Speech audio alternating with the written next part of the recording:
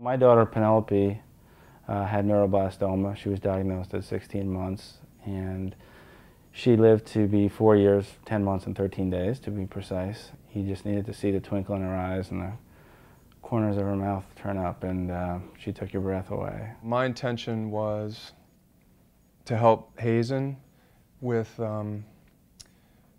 therapeutic options that didn't exist for him. It didn't take me long to realize that the options for a child in that situation are few. With children that have neuroblastoma and other pediatric cancers, if they're refractory, meaning they don't respond to treatment, or if they're in a relapse where the cancer recurs, they really don't have any therapeutic options. Then you find yourself in truly no man's land. It was really a time to get much more educated in a much narrower window in terms of time that I had. The lack of options, the bottlenecks in the system, the fact that there was no one organization out there that only had the survival of children as its 100% and sole goal. There's such a abundance, and there's a great amount of work that's been done in scientific research, especially in oncology research. I mean, there's hundreds and thousands of papers. Many of them are very well thought out and have great theories that are validated on a preclinical level before going into an animal model or a human. There alone is where I found an idea that ultimately turned into a clinical trial. And if someone like me, a true layman, is able to decipher and pick something out and have the will and the backing to find it, then I can only imagine how many countless good ideas there are out there.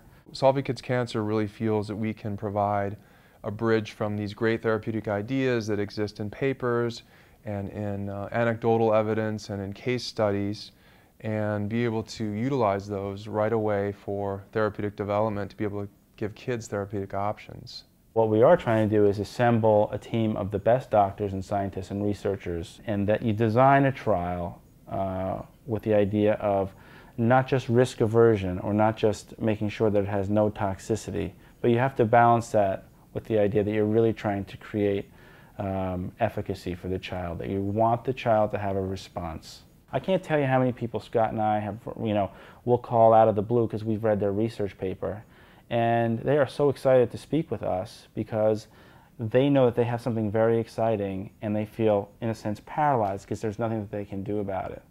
And so what I think the charity does, on the one hand, is allow these people, the funding, the organization, the connections, the management that is necessary to move that process along in a very quick fashion.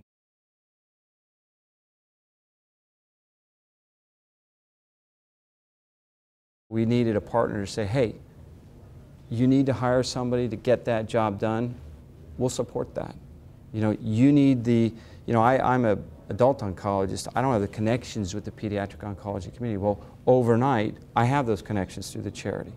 So we decided to pursue this, but we could not have executed it and accomplished it without Solving Kids Cancer there as our partner to help fund it and take advantage of their relationships with these hospitals. They're very passionate about what they do. They're very committed. They're very results-oriented. So they really focus in on things that they believe will benefit patients, and they do whatever it takes to get it to kids as quickly and effectively as possible.